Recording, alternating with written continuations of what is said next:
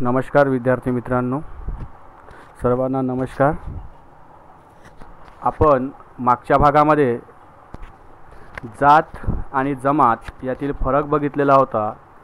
आज आपण आदिवासी समाजाच्या अभ्यासाचं महत्त्व काय आहे आणि आपण या BA तृतीय वर्षाला आदिवासी समाजाचा अभ्यास का करून राहिलेला, त्याचं महत्त्व काय आहे, या दृष्टिकोनातून आदिवासी समाजाच्या अभ्यासाचं महत्त्व आज आपण इथे अभ्यासणार आहोत। तर आदिवासी समाजाचे समाजशास्त्र असं आपल्या पुस्तकाचं नाव आहे। आदिवासी समाजाचे समाजशास्त्र ही मानवविषयक विज्ञानाची एक शाखा आहे, मानवाशी संबंधित असणारी एक वैज्ञानिक शाखा आहे। आदिवासी समाजाच्या एखाद्या विशिष्ट अंगाच्या अभ्यासावरच लक्ष केंद्रित न करता आदिवासीचा संपूर्ण विकास, संपूर्ण अभ्यास करण्याच्या हेतून फक्त आदिवासीच्या विशिष्ट एकाच अंगाचा विचार करायचा नाही की आदिवासी कशा पद्धतीचं राहणीमान आहे किंवा फक्त कशा पद्धतीने जगतात, ते काय खातात, फक्त एवढाच त्यांचा विचार न करता हे आदिवासी समाजाच्या फक्त एखाद्या विशिष्ट अंगाच्या अभ्यासावरच लक्ष केंद्रित न करता वैज्ञानिक पद्धतीचा वापर करून, शास्त्रीय पद्धतीचा वापर करून जेवढी सर्वकष माहिती, म्हणजे संपूर्ण माहिती, आदिवासींच्या बाबत असणारी संपूर्ण माहिती कशी आपल्याला संकलित करता येईल, कशी आपल्याला ती मिळवता येईल, तेवढी माहिती संकलित करण्याचा प्रयत्न या शास्त्राच्या माध्यमातून करण्यात आलेला आहे। म्हणजे आदिवासी समाजाचं समाजशास्त्र याच्या माध्यमातून आदिवासींच्या संपूर्ण बाबींचा, आदिवासींच्या सकल जीवनाचा अभ्यास करण्याच्या हेतूनं या शास्त्राच्या माध्यमातून प्रयत्न केला गेलेला आहे। म्हणजे जेवढी माहिती आपल्याला मिळवता येईल तेवढी माहिती, म्हणजे स्थळ, काळ व संस्कृती इत्यादींच्या आदिवासींना मर्यादा पडत नाही किंवा अभ्यासाला मर्यादा पडता कामा नयेच। तर कोणत्याही स्थळाची, काळाची किंवा संस्कृतीची मर्यादा न पडता पृथ्वीवरच्या पाठीवर कोणत्याही कोलारडात कुठेही राहणारा जो आदिवासी जमात असेल, आदिवासी जीवन जगणारी जमात असेल, मागासलेली जमात असेल, याचा अभ्यास करणं या शास्त्राचा खरा उद्देश आहे की जेणेकरून आदिवासींच्या संपूर्ण बाबींचं ज्ञान आपल्याला मिळेल, संपूर्ण बाब आपल्याला माहीत होईल। आदिवासी समाजाच्या अभ्यासाचं महत्त्व सामाजिक मानवशास्त्रीय दृष्टिकोनातून समजून घेणं अत्यंत गरजेचं आहे। कारण की मानवी दृष्टिकोनातून जर विचार केला तर या पृथ्वीवरील सर्व मानवांचं अध्ययन होणं गरजेचं आहे, म्हणजे पर्यायाने आदिवासी समाजाचं सुद्धा अध्ययन होणं हे सुद्धा तितकंच महत्त्वाचं आहे। आणि म्हणून आज आपण इथे आदिवासींचा अभ्यास, त्याचं महत्त्व अभ्यासणार आहोत। कारण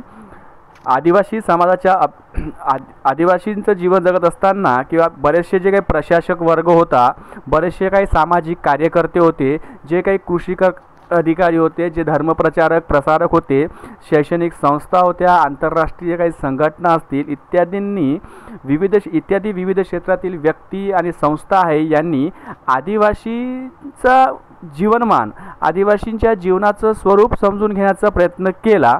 या सर्वांचे दृष्टिकोन, ज्या संघटना, जे व्यक्ती आदिवासी समाजापर्यंत पोहोचण्याचा प्रयत्न केला, त्यांनी आदिवासींच्या जीवनाचं स्वरूप समजून घेण्याचा प्रयत्न केला। मग या सर्वांचे दृष्टिकोन, त्यांनी स्वतः घेतलेले जे काही अनुभव असतील, त्यांनी स्वतः जे मांडलेले काही सिद्धांत असतील, त्यांनी आदिवासींच्या संदर्भात काय अभ्यास केला, या सगळ्यांचे दृष्टिकोन समजून घेऊन आपल्याला नेमका आदिवासींच्या जीवनाचं स्वरूप कशा पद्धतीचं आहे, आदिवासी कशा पद्धतीने जीवनमान व्यतीत करत असतात, त्या सगळ्या बाबींचा अभ्यास आपल्याला या आदिवासींच्या समाजाचे समाजशास्त्र याच्या माध्यमातून करणार आहोत। कारण की जोपर्यंत आदिवासी समाज कळणार नाही तोपर्यंत कोणताही मानवी समाज कळू शकणार नाही। आदिवासींचा संपूर्ण अभ्यास करणं अत्यंत गरजेचं आहे आणि म्हणून आज आपण इथे आदिवासींच्या अभ्यासाचं महत्त्व अभ्यासणार आहोत।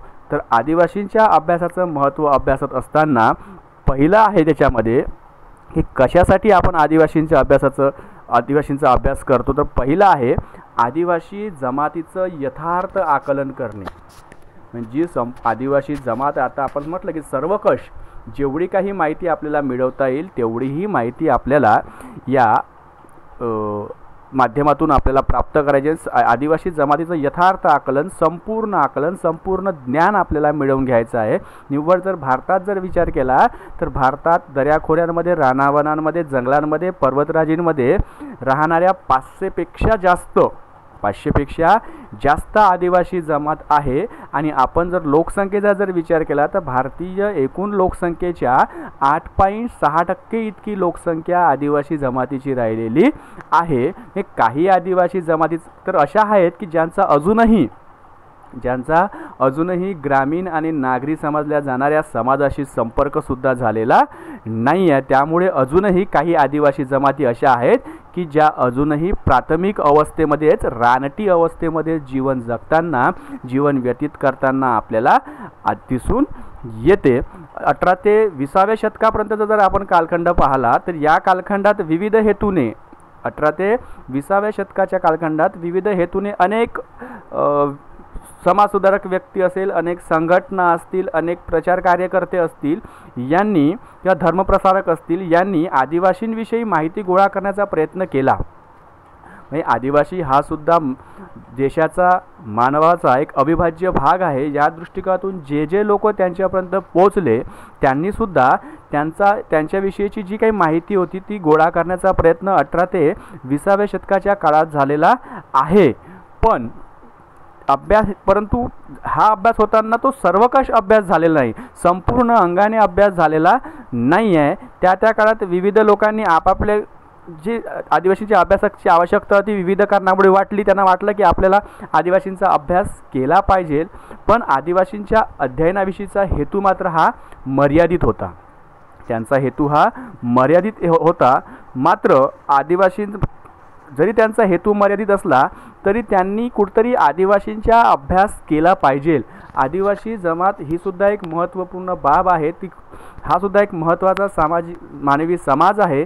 या दृष्टिकोनातून आदिवासी समाजाच्या अभ्यासाचा पाया घातला असं आपल्याला नक्कीच म्हणता येईल. म्हणजे 18 ते 20व्या शतकात जो काही आदिवासींच्या संबंधात अभ्यास झाला त्या दृष्टिकोनातून कुठेतरी पुढे आदिवासी समाज समजून घेण्यासाठी एक महत्त्वाचा पायंडा रचला गेला असं आपल्याला निश्चितच म्हणता येईल. त्याच्यामुळे कुठेतरी आदिवासी समाज समजून घेणं शक्य झालेलं आहे. त्याच्यानंतर बऱ्याचशा अभ्यासकांना एक कुठेतरी प्रेरणा मिळाली आणि त्याच्यामुळे आदिवासी जमातीचं अध्ययन पुढे वाढत गेलेलं आहे.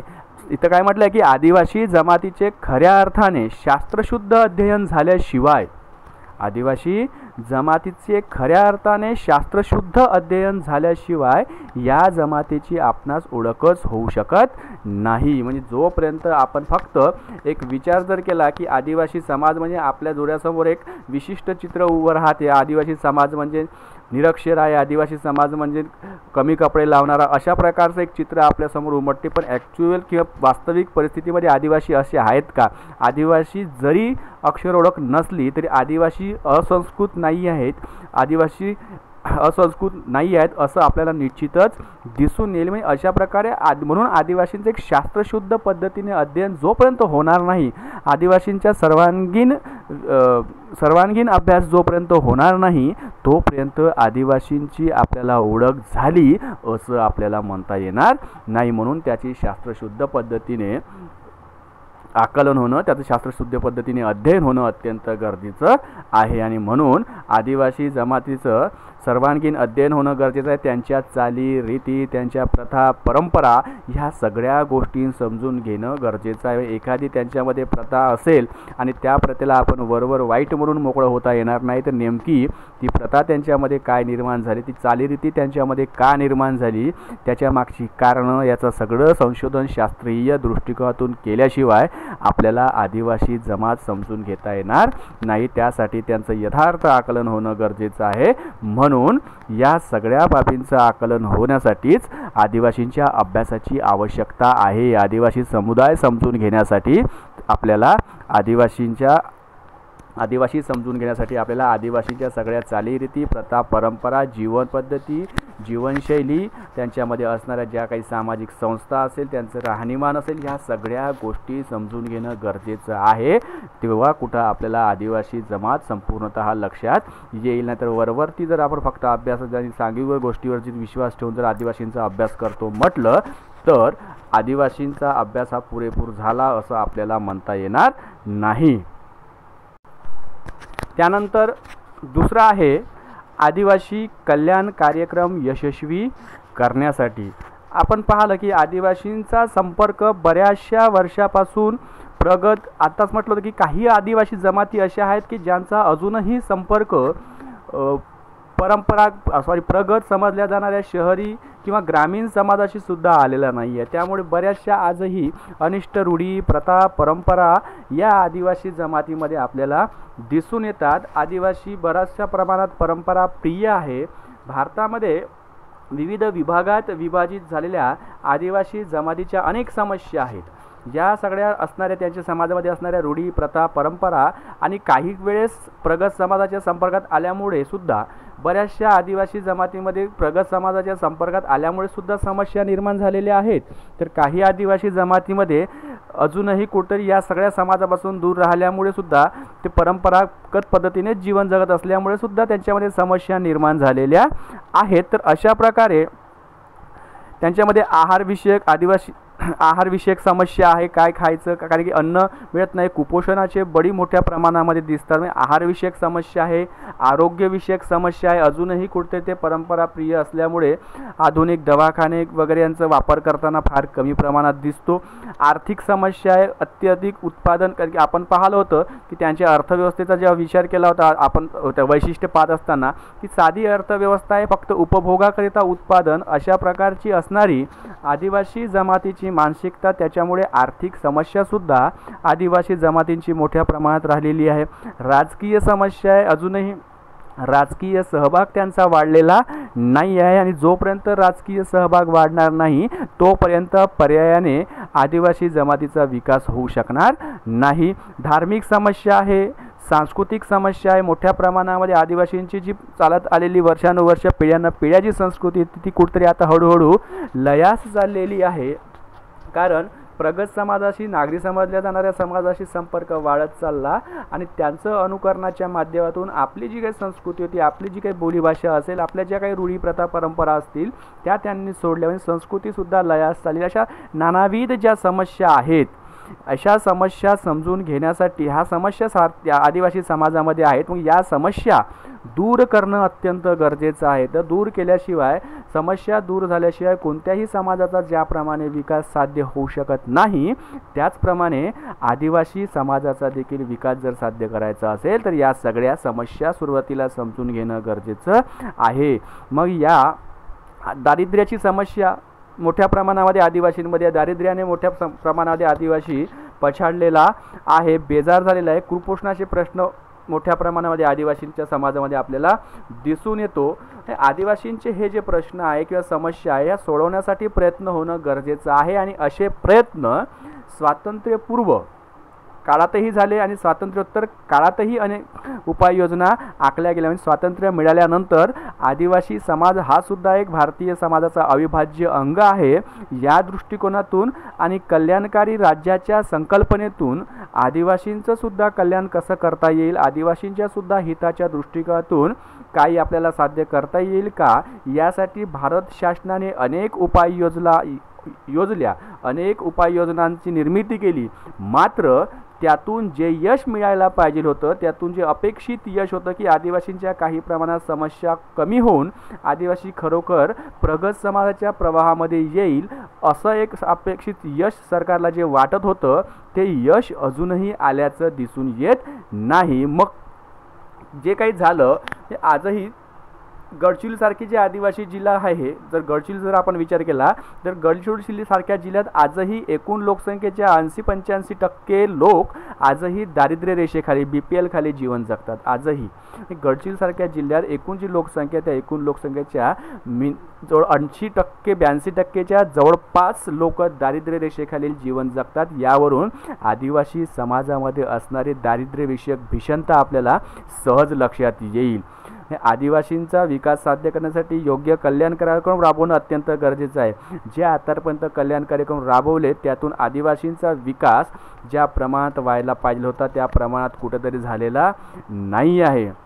म्हणून योग्य कार्यक्रम राबवणं अत्यंत गरजेचं आहे। त्यासाठी मग हे जर कल्याण कार्यक्रम जर यशस्वी करायचे असेल, हे जर शासनाला जर कल्याण कार्यक्रम जर यशस्वी करायचे असेल तर नेमकं सुरुवातीला आदिवासींचा योग्य अभ्यास करणं गरजेचं आहे। आदिवासींबद्दल योग्य माहिती शासनाला असणं गरजेचं आहे आणि ही माहिती तेव्हाच शासनाला मिळू शकेल की जेव्हा त्या आदिवासी जमातीचं सखोल अध्ययन, सखोल ज्ञान आपल्याजवळ असेल, तेव्हाच म्हणजे एकंदरीत सांगायचं एवढंच की नेमकं आदिवासींना पाहिजेल काय ते आपण जर देऊ केलो तर त्या दृष्टिकोनातून आदिवासींच्या कल्याण कार्यक्रमाच्या माध्यमातून आदिवासींचा विकास साध्य होऊ शकणार आहे। पण आदिवासींना पाहिजेल काहीतरी एक आणि आपण देतो काहीतरी भलतंच, याच्यामुळे आदिवासींचा विकास होऊन राहिलेला नाही, कल्याण कार्यक्रम यशस्वी होऊन राहिलेले नाही आहे। मग हे जर समजून घ्यायचं असेल नेमकं काय पाहिजेल आणि कोणत्या दृष्टिकोनातून आपण आदिवासींना योग्य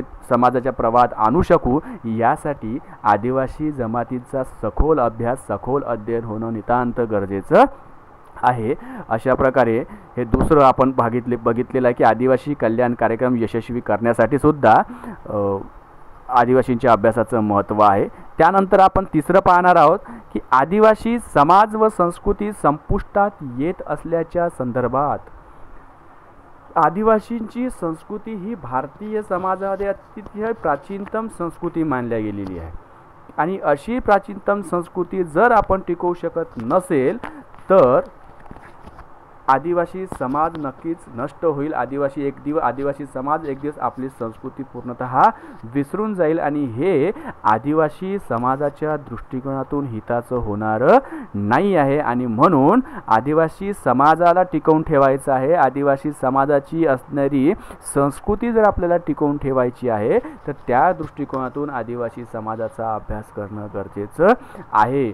आदिवासी समाज व प्रगत समाजाचा संबंध औद्योगिकरण आणि दळणवळणाच्या साधनांनी शक्य झालं। उद्योगधंदे वाढले, आदिवासीपर्यंत उद्योगधंदे वाढल्यामुळे दळणवळणाच्या सुविधा वाढल्या, आदिवासींच्या क्षेत्रामधून दळणवळणाच्या सोयीसुविधा सुरू झाल्या। त्याच्यामुळे आदिवासी आणि आपला ग्रामीण शहरी समाज किंवा प्रगत समजला जाणारा जो शहरी समाज आहे यांच्याशी आदिवासींचं संबंध निर्माण झाले आणि मग या आधुनिक समाजाच्या संपर्कामुळे आदिवासी समाजामध्ये अनेक सामाजिक, आर्थिक व आरोग्यविषयक समस्या सुद्धा निर्माण झालेल्या आहेत। बऱ्याचशा गोष्टी प्रगत समाजाच्या संपर्कात आल्यामुळे अनेक सामाजिक समस्या त्यांच्यामध्ये निर्माण झाल्या, त्याचबरोबर आर्थिक समस्या सुद्धा, कारण की आदिवासी आपल्या प्रगत समाजाच्या संपर्कात आल्यामुळे त्यांच्यामध्ये वर्षानुवर्ष चालत आलेली वस्तू विनिमयाची पद्धत बंद झाली आणि मुद्रा विनिमय पद्धत सुरू केली। मात्र मुद्रेचं असणारं अपुरं ज्ञान याच्यामुळे सुद्धा त्यांची आर्थिक परिस्थिती दिवसेंदिवस खालावत गेलेली। त्याचबरोबर त्यांची साधी राहणी, साधी जीवन पद्धती होती, मात्र प्रगत समाजाच्या संपर्कात आल्याने त्याचं ते आदिवासी जमात अनुकरण करू लागले आणि त्याच्यामुळे त्यांचं उत्पन्न कमी आणि खर्च जास्त, अशा प्रकारची परिस्थिती निर्माण होऊन आर्थिक समस्या म्हणजे कर्जबाजारीपणासारख्या समस्या निर्माण झाल्या। आरोग्यविषयक सुद्धा समस्या निर्माण झाल्या। प्रगत समाजाच्या संपर्कात आल्यामुळे बऱ्याचशा लोकांनी त्यांचं शोषण केलं, त्यामुळे आरोग्यविषयक समस्या सुद्धा आदिवासी जमातीमध्ये निर्माण झालेल्या आहे। म्हणजे आधुनिकीकरणाच्या प्रक्रियेत काही आदिवासी जमाती सुद्धा नष्ट होण्याच्या मार्गावर आहे असं आपण म्हटलं तर चुकीचं ठरणार नाही। जर म्हैसूरमधील जर निलगिरी पर्वतातील तोडा जमातीचा जर विचार केला तर तोडा व आसाममधील नागा लोकांच्या लोकसंख्येत आज मोठ्या प्रमाणात घट झालेली आहे। लोकसंख्या अत्यंत कमी होत चाललेली आहे। म्हणजे आदिवासी समाज, आदिवासी जमातच कुठं नष्ट होते की काय, अशा प्रकारची परिस्थिती निर्माण होत चाललेली आहे। म्हणजे मूळचे जे निरोगी आदिवासी होते अशा प्रकारच्या निरोगी आदिवासींमध्ये आरोग्यविषयक सुद्धा समस्या निर्माण झाल्या।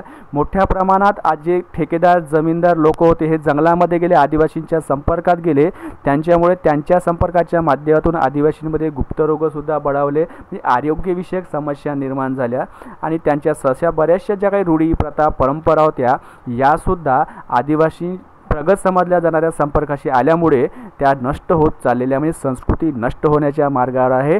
बऱ्याचशा आदिवासी जमातीसुद्धा नष्ट होण्याच्या मार्गावर आहे। मागासलेले व अप्रगत आदिवासीसुद्धा आपल्या जीवन पद्धतीचा स्वीकार करीत आहे. आज जर बघितलं की ज्यांना मागासलेले म्हटलं होतं आपण, ज्यांना निरक्षर अप्रगत आदिवासी म्हटलेलं होतं, हे आदिवासी आज आपली स्वतःची किंवा प्रगत समाजाची जी संस्कृती आहे ती संस्कृती स्वीकारू लागलेली आहे. त्यामुळे आज शुद्ध स्वरूपाचा आदिवासी समाज उपलब्ध होण्याची शक्यता दिवसेंदिवस मावळत चाललेली आहे. म्हणजे आदिवासी समाजाच्या संस्कृतीमध्ये आपली जुनाट संस्कृती आणि नवीन प्रगत समाजाच्या संस्कृतीची सरमिसळ झालेली आहे. त्याच्यामुळे नेमकी मूळ आदिवासींची संस्कृती कोणती, मूळ आदिवासींचं समाज जीवन कशा पद्धतीचं होतं, ह्या सगळ्या बाबींचा एक विसर पडत चाललेला आहे. ही सगळी संस्कृती मावळत चाललेली आहे. तर अशा प्रकारे हा आदिवासींचा होणारा हा नाश आपल्याला कुठेतरी थांबवायचा आहे. या नाशाचं कुठेतरी निराकरण लवकरात लवकर करणे गरजेचं आहे. कारण की आधुनिकीकरणाच्या प्रक्रियेत आदिवासींच्या अनेक संस्कृत्या नष्ट होत आहेत, जमाती नष्ट होण्याच्या मार्गावर आहे. त्यामुळे आदिवासींना आत्ताच कुठेतरी लवकरात लवकर त्यांचं योग्य ते अध्ययन करून त्यांची संस्कृती आपल्याला कशी टिकवून ठेवता येईल, त्या आदिवासी समाज कसा टिकवून ठेवता येईल, या दृष्टिकोनातून प्रयत्न करणं अत्यंत गरजेचं आहे. आणि म्हणून सुद्धा आदिवासी समाजाच्या अभ्यासाचं महत्त्व आहे. अशा प्रकारे आज आपण आदिवासींच्या अभ्यासाच्या महत्त्वाच्या माध्यमातून 3 मुद्द्यातून आपण आदिवासींच्या अभ्यासाच्या महत्त्वाचा उहापोह इथं केलेला आहे की आदिवासी जमातीचं यथार्थ ज्ञान आपल्याला मिळालं पाहिजे, संपूर्ण आकलन आपल्याला मिळालं पाहिजे. आदिवासींसाठी जे काही शासन कल्याण कार्यक्रम योजना राबवितात त्या योजना जर यशस्वी करायच्या असेल तर आपल्याला आदिवासींचा संपूर्ण अभ्यास करणं अत्यंत गरजेचं आहे. त्याचबरोबर आदिवासी समाजाचं जर रक्षण करायचं असेल, त्यांच्या संस्कृतीचं जर रक्षण करायचं असेल, ते जर संपुष्टात येऊ द्यायचं नसेल तर सुद्धा आपल्याला आदिवासी जमातीचं अध्ययन करणं अत्यंत गरजेचं आहे. आदिवासींचा अभ्यास करणं अत्यंत गरजेचं आहे. या 3 मुद्द्यांच्या माध्यमातून आपल्याला आदिवासी अभ्यासाचं महत्त्व कळालेलं असेल. पुन्हा उर्वरित काही मुद्दे आहेत की ते मुद्दे पुन्हा कशासाठी आदिवासींच्या अभ्यासाचं महत्त्व आहे ते आपण नंतरच्या व्हिडिओच्या माध्यमातून बघणार आहोत. आज आपण येथेच थांबूया. धन्यवाद.